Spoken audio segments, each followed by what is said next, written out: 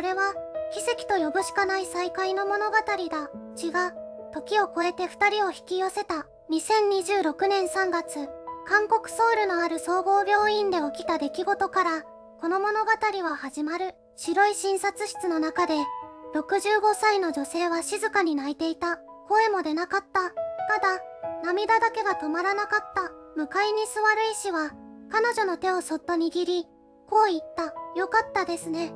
と、その日、彼女の隣には初めて会う男性が座っていた。白髪混じりの少し背の高い男性だった。二人は何も話せなかった。ただ、互いの顔を見つめ、手を重ねた。その手は震えていた。60年という歳月が、その小さな部屋の中に静かに流れ込んできた。二人が最後に顔を合わせたのは、まだ5歳の頃だった。言葉の意味もよくわからないまま、引き離された。なぜ別れなければならないのか、誰も教えてくれなかった。幼い彼女には、ただ兄の背中が遠ざかっていく記憶だけが残った。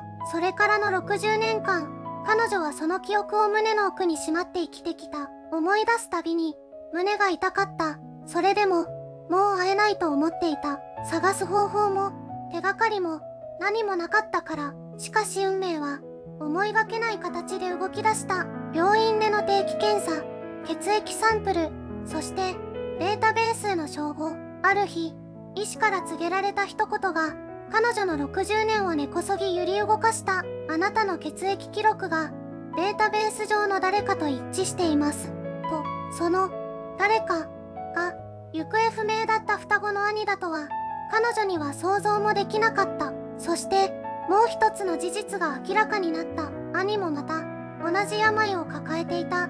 離れ離れに生きた60年間、二人は知らないまま、同じ痛みを抱えていたのだ。これは、奇跡と呼ぶしかない再会の物語だ。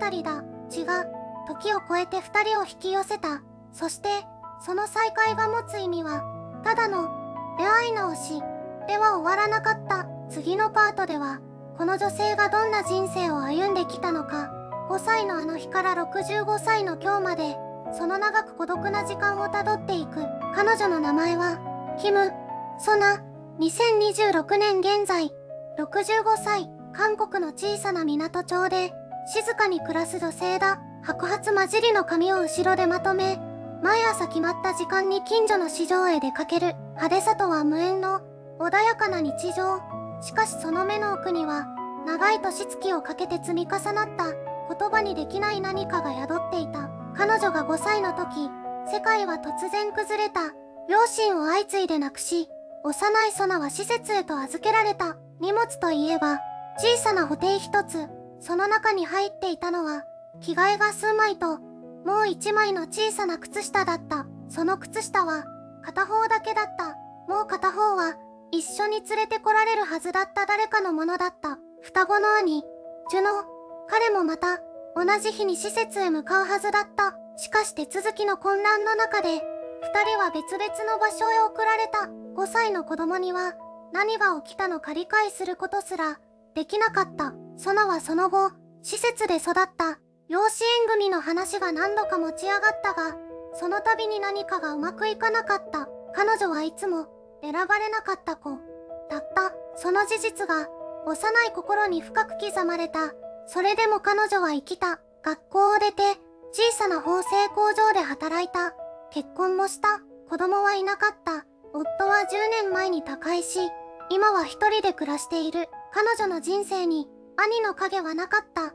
いや、正確にはあった。ただ、それはあまりにも薄く、あまりにも遠く、確かめる術がなかっただけだ。幼い頃、施設の布団の中で、ソナはよく同じ夢を見た。誰かと手をつないで、野原を走る夢だ。相手の顔は見えない。でもその手の温かさだけは、夢から覚めても、しばらく消えなかった。それが兄の手だったのか、彼女にはわからない。ただ、その感覚だけが、60年間ずっと心のどこかに残り続けた。そして2026年の春、病院での定期検査が、全てを変えることになる。次のパートでは、その病院での出来事、そして60年の時を超えた、あの瞬間へと迫っていく。2026年の春、桜がちょうど散り始めた頃だった。65歳のユナは、定期検査のため、いつもの病院へと向かった。特別なことは何も起きないはずだった。毎年繰り返す、いつもの春の日のことだと思っていた。検査室の白い蛍光灯の下で、採血を終えた冷たい廊下のベンチに座り、結果を待った。窓の外では、風が花びらを運んでいた。しばらくして、担当医が静かに呼びかけた。少し、お話があります。診察室に入ると、医師は画面を指さしながら言った。あなたの血液データが、データベース上の別の方と一致しています。ユナは、意味がすぐに飲み込めなかった。一致。というのは、DNA 照合です。非常に高い確率で、血縁関係にある方がいます。胸の中で、何かが止まった気がした。血縁者。その言葉が、空気の中に浮かんだまま、消えなかった。ユナには、身寄りがいなかった。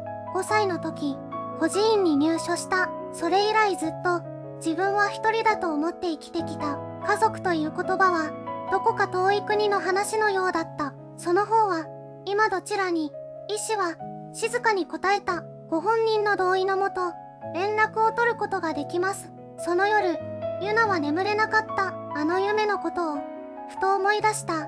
誰かと手をつないで、野原を走る夢。相手の顔は見えなかったけれど、その手の温かさだけは、60年間消えなかった。数日後、一通の手紙が届いた。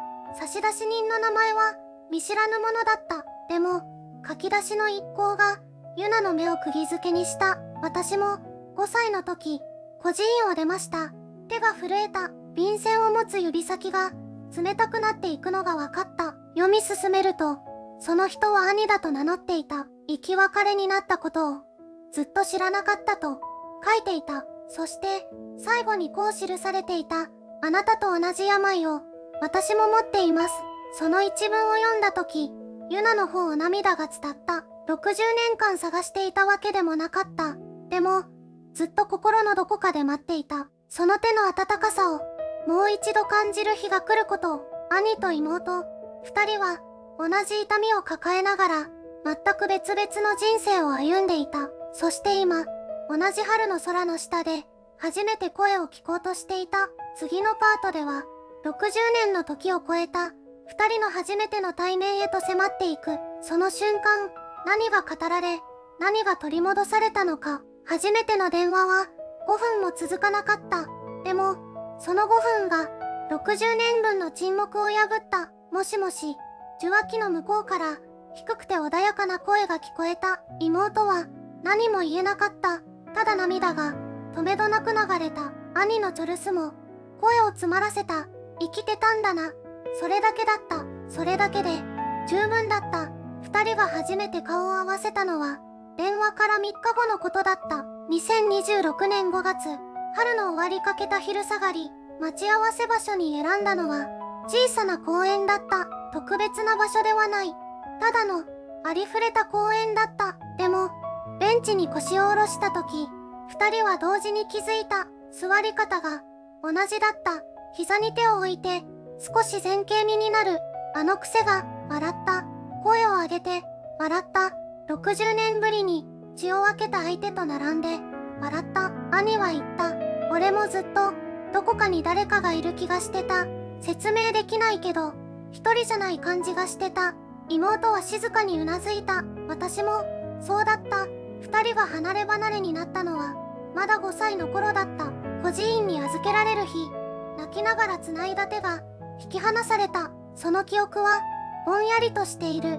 でも、消えたわけではなかった。兄は別の家族に引き取られ、別の名前で育った。妹は施設を転々としながら、自分の力で人生を切り開いた。全く違う場所で、全く違う日々を送った。なのに、同じ病を抱えていた。医師は言っていた。遺伝的な要因が強い病気です。それが、二人をつなぐ最初の糸だった。痛みが、引き合わせた。傷が、出会いをくれた。治療、一緒に頑張ろう。兄が言った。妹は、また泣いた。でも今度は、悲しい涙じゃなかった。60年間、一人で背負ってきたものがある。誰にも言えなかった孤独がある。でも、もう一人じゃない。血のつながりとは、不思議なものだ。時間も、距離も、名前さえも変わっても、どこかで響き合っている春の風が、二人の間を静かに通り抜けた。次のパートでは、再会を果たした二人が、初めて共に迎えた日々へと迫っていく。失った時間は取り戻せない。でも、これからの時間は、二人のものだ。そこには、思いがけない幸せが、静かに待っていた。再会を果たした翌日から、二人の時間が始まった。60年という歳月は、あまりにも長い。幼い頃の記憶は、ほとんど霧の中に消えていた。それでも、隣に座るその人の横顔を見るたびに、胸の奥に温かいものが広がった。彼女の名は、由美子。兄の名は、たけし。生まれた日も、血も、同じだった。最初の頃は、ぎこちない沈黙が続いた。何を話せばいいのか、どこから始めればいいのか。60年分の空白は、そう簡単にはうずまらない。でも、一緒に食事をする中で、二人はあることに気がついた。同じものが好きだった。温かい汁物、甘さを抑えた煮物、少しくめのお茶、洗い方さえ、どこか似ていた。血って、不思議だな。たけしが静かにそう言った。由美子は何も答えなかった。ただ、静かにうなずいた。桜の季節が来た。二人は近くの公園を、並んで歩いた。それだけで、十分だった。特別なことは、何もなかった。でも、その何気ない時間が、二人にとっては奇跡だった。失った時間を嘆くのは、もうやめようと決めた。これからの春を、一緒に数えていこうと、そう思った。由美子は日記にこう書いた。今日、兄と桜を見た。生まれて初めて、孤独じゃない春だった。しかし、幸せな日々には、いつも影が潜んでいる。再会から3ヶ月が過ぎた頃、たけしの体調が急に悪化した。二人が共に抱えていた、あの病が、静かに牙を剥いていた。医師からの電話を受けた由美子の手が、震えた。ようやく見つけた。ようやく、隣に立てた。なのに、また離れてしまうのだろうか。空は青く、風は穏やかだった。でも、由美子の胸の中には、冷たい嵐が吹き始めていた。それでも、彼女は立ち上がった。60年、一人で生きてきた。その強さが、今こそ必要だと、分かっていた。次のパートでは、病と向き合いながらも、互いを支え合う二人の姿へと迫っていく。失うことへの恐怖の中で、それでも手を離さなかった。そのか細くも確かな絆が、二人の、となっていく。60年という歳月は、人を強くもする。だが同時に、深く傷つけもする。由美子は、検査結果を受け取ったあの日から、何度も立ち止まった。兄の存在を知った喜びの裏側に、静かな恐怖が潜んでいた。同じ病を抱えているという事実が、再会のぬくもりに影を落としていた。ある夜、由美子は病院の廊下で一人、壁にもたれた。足が動かなかった。進む理由が、見えなくなっていた。その時、隣に座ったのは、長年の友人である春子だった。何も言わなかった。ただ、静かに隣にいた。もう、疲れた。由美子がそうつぶやいた時、春子はゆっくりと手を握った。疲れていいよ。でも、一人じゃない。それだけだった。それだけで、由美子の目から涙がこぼれた。60年、一人で抱えてきた重さが、少しだけ、溶けていった。兄の健二もまた、同じ病と戦いながら、迷っていた。再会した妹に、自分の弱さを見せることを恐れていた。男として、兄として、強くあらねばならないと、思い込んでいた。しかし、ある日の電話で由美子が言った。お兄さん、私たち、もう強がらなくていいんじゃないかな。その一言が、健二の心の鎧を静かに外した。二人は、離れた場所にいながら、毎朝電話をするようになった。今日は調子どう？まあまあ、そっちは？短い言葉の積み重ねが、互いの支えになっていった。病は、確かに二人の体を蝕んでいた。だが、それ以上に、二人の心をつないでいた。由美子は気づいた。とは、強い誰かではなく、ただそこにいてくれる誰かなのだと。倒れそうな時、手を差し伸べてくれる存在。それが、人を生かすのだと。春子がいた。健二がいた。そして、由美子自身も、誰かの、になっていた。60年間の孤独は、消えたわけではない。でも今は、その孤独に、温かい手が添えられている。風が変わり始めていた。病室の窓から見える空は、以前より少しだけ明るく見えた。次のパートでは、その変化が、二人の人生にどんな転換をもたらすのかを見届けていく。変化は、静かに始まった。大きな出来事があったわけではない。ただ、ある朝、由美子は目が覚めた時、泣いていなかった。それだけのことだった。でも、それが、全ての始まりだった。病室の窓から差し込む光が、以前とは違って見えた。同じ光だ。同じ朝だ。でも、受け取る自分が変わっていた。春子が言っていた言葉を、由美子は何度も思い返した。あなたは、ずっと一人で抱えすぎていたのよ。と、そうかもしれない。60年間、誰かに頼ることを、由美子は知らなかった。5歳で孤児院に入ったあの日から、自分の痛みは自分で飲み込むものだと、思い込んで生きてきた。でも、それは本当に強さだったのだろうか。ケンジと再会したあの瞬間を、由美子はまだ夢で見ることがある。廊下の先に立つ、白髪の男性。震える手で差し出された、一枚の写真。自分と同じ目をした、知らない顔。あの時、由美子の中で何かが解けた。長年かけて固めていた、何かが、人は、つながりの中で変わっていく。それを、由美子は体で学んだ。退院の日が近づいていた。ケンジも、同じ病を抱えながら、治療を続けていた。二人は、同じ病院に通うことになった。同じ日に採血をして、同じ廊下を歩いた。60年分の空白を、一度に埋めることはできない。でも、毎週少しずつ、二人は言葉を重ねた。ケンジは、料理が得意だと言った。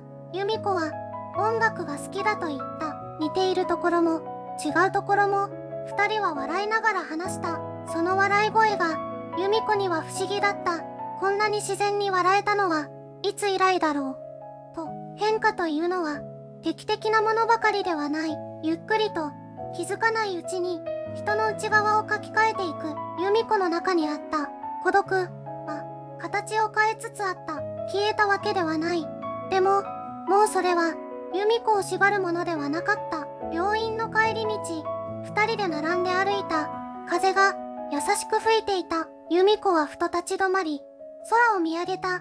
ねえ、ケンジ、あなたがいてよかった。ケンジは何も言わなかった。ただ、静かに微笑んで、由美子の隣に立ち続けた。その沈黙が、どんな言葉よりも温かかった。変化は、完成しない。人生はいつも途中だ。でも、その途中に、誰かがいる。それだけで、歩いていける。次のパートでは、この60年の物語が、一つの頂点を迎える。二人が選んだ、最後の決断とは何か。60年という時間は、長い。あまりにも、長すぎる。由美子は、その朝も病院へ向かった。いつもと同じ廊下、いつもと同じ待合室。でも、その日だけは、違った。扉が開いた。そこに、立っていた、白髪混じりの男性が、静かに、こちらを見ていた。目が、震えていた。声も出なかった。由美子も、動けなかった。ただ、その顔を見たとき、わかった。説明など、いらなかった。血が、知っていた。魂が、思い出していた。由美子、低く、穏やかな声だった。60年ぶりに聞く、兄の声だった。いや、初めて聞く声のはずなのに、懐かしかった。由美子の目から、涙がこぼれた。止めようとしなかった。止められなかった。兄のケンジも、泣いていた。男性が人前で泣くことを恥じるような年代の人なのに、それでも泣いていた。声を出さずに、ただ、泣いていた。二人は、歩み寄った。そして、抱き合った。言葉は、なかった。言葉など、必要なかった。